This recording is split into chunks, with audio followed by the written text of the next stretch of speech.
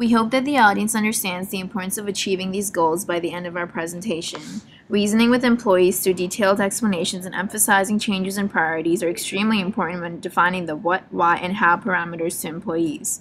Providing more information can be better than providing less when reasoning with employees. Always provide feedback to employees right after the task is completed so they know what they should continue doing and what they should improve upon next time. Always analyze the reason for performance prevention before automatically assuming something is wrong with employees. Lastly, understand that respect can only be achieved if respect is given to others.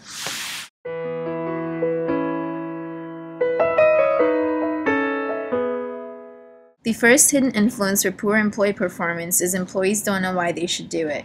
One problem is that managers do not coherently explain the direct impact on the organization and the employee of performing a task correctly. The other problem is managers do not emphasize the importance of completing a task correctly, which results in poor employee performance when the manager is not observing the employee. Hey, how's your new job? It's terrible. My boss gets aggravated when I don't answer the phone on the first ring. That's weird. I know. I don't even get why.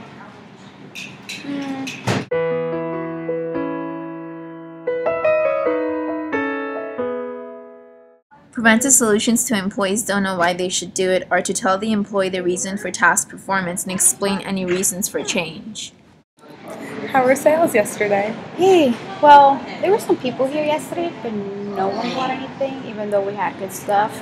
But I don't care because it's their loss anyway.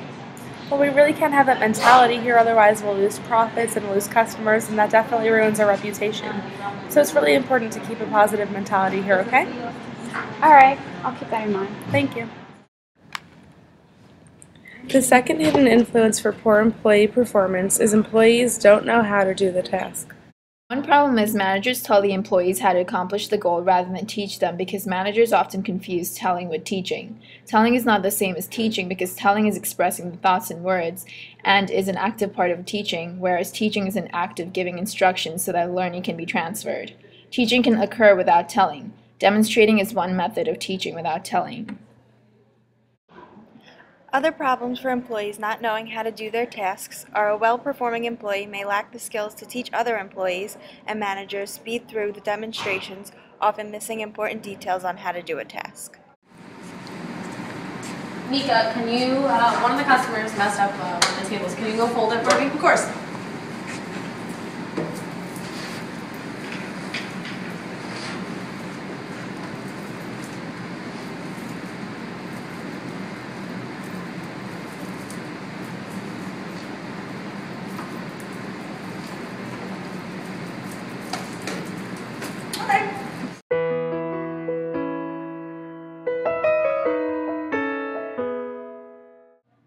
Preventative solutions for employees who don't know how to do it are to provide quality training, allow employees to apply what has been learned during training through work simulations, and evaluate the employee at the end of the training session to ensure training has been transferred. Nika, did you fold that table? Yeah, I did. Colleen told me to. Alright, let me just show you how to do it.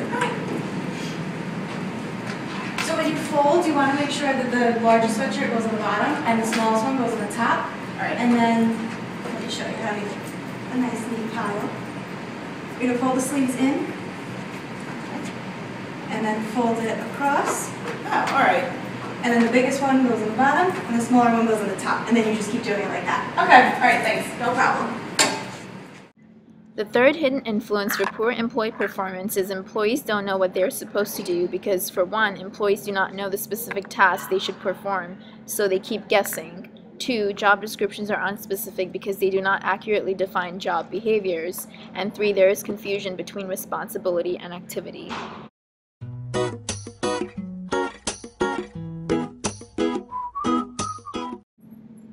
What you are responsible for and what you do are two different subjects. Responsibility is a general idea of accountability, whereas activity is performed through actions. Employees may be responsible for performing some task, but they may not be explained the what and the how parameters of conducting the given task.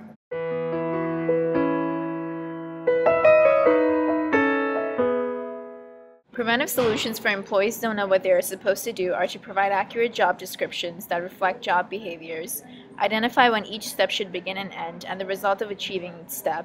Ask for creativity relative to specific problems and reward the effort, and always describe the what, how, when, and the why parameters of the task. Fourth hidden influence for poor employee performance is employees think something else is more important because, for one, the manager does not prioritize the task when assigning it, which results in employees performing less important tasks first. Two, sometimes managers introduce high priority projects with careful emphasis but do not communicate changes in priorities later. And three, managers lose credibility when priorities continually change.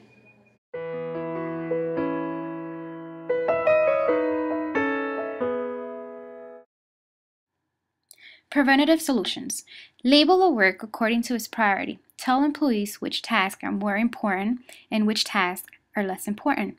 Let the employees be the first ones to know if work priorities change, and don't label everything as high priority.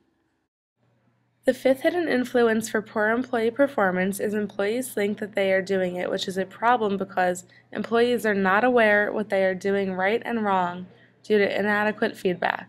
The second problem is when feedback is received late, there will be little or zero effect on performance.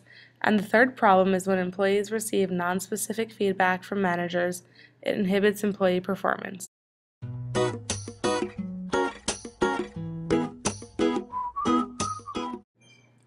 Feedback is defined as the individual and collective signals that tell employees how they are doing.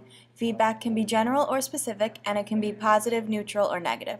360-degree feedback is the collective feedback from superiors, subordinates, and coworkers. Lisa, I need to talk to you about something. Can you tell me real quick, because I kind of have to go, you know? Yeah, you've been really insensitive lately, and you've been ruffling people's feathers. I don't know what that means.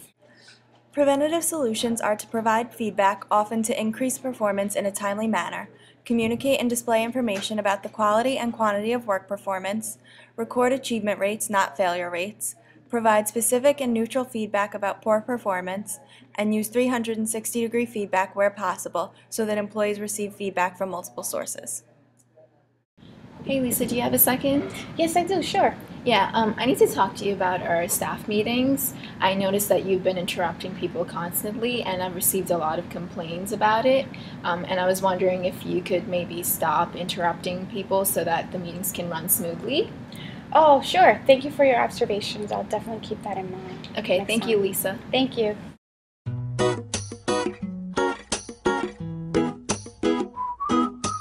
Personal limits are defined as individual physical limits that are unchangeable and that are in fact preventing job performance.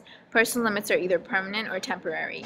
Color blindness and short stature are permanent personal limits because they hinder performance for a long period of time. Temporary personal limits can be corrected or perhaps would eventually go away all by itself, such as pregnancy, alcoholism, and mental illness. Personal limits are an individual's capacity. Capacity is the highest level of performance the individual can achieve with maximum assistance, whereas ability is a function of learning. Some employees fail because they lack the capacity, but if the employees don't know how to do it, then it's poor management. Poor managers typically believe that the employee is failing because of some inherent personal limit, but the reality is the manager didn't teach the employee what to do at all, or did incorrectly. Hence, personal limits are not a deficiency, that's a function of learning.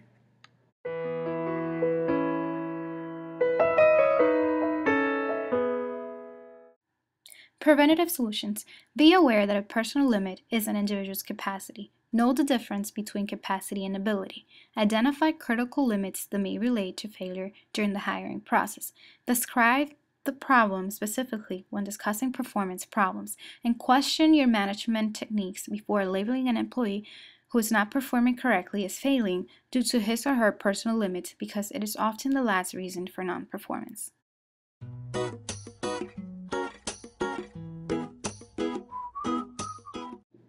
The other hidden influences for poor performance are: they think your way will not work or their way is better, there is no positive consequence to them for doing it, they are rewarded for not doing it or punished for doing what they are supposed to do, they anticipate a negative consequence for doing it, there is no negative consequence to them for poor performance, or obstacles beyond their control, or no one could do it.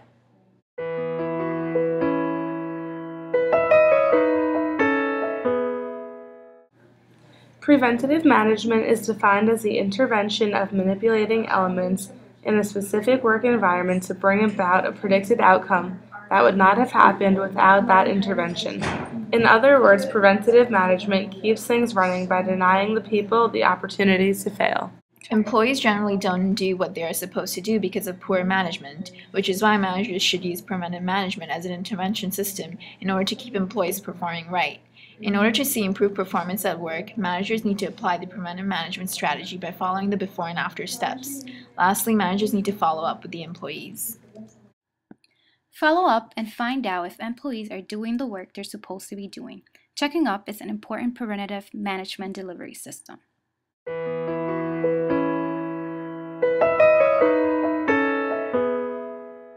Maintaining a healthy person-to-person relationship is as important as maintaining a healthy business relationship because employees are more likely to listen and respond to their friendly managers than non-friendly managers. Business activities become easier to conduct when managers are polite, respectful, considerate, and open to their employees. Respect is always a two-way street because employees only respect managers who respect their employees. We hope that our presentation has provided you with deeper insight on how to achieve these outcomes. By now, we hope that you understand the effects of poor management on employee performance.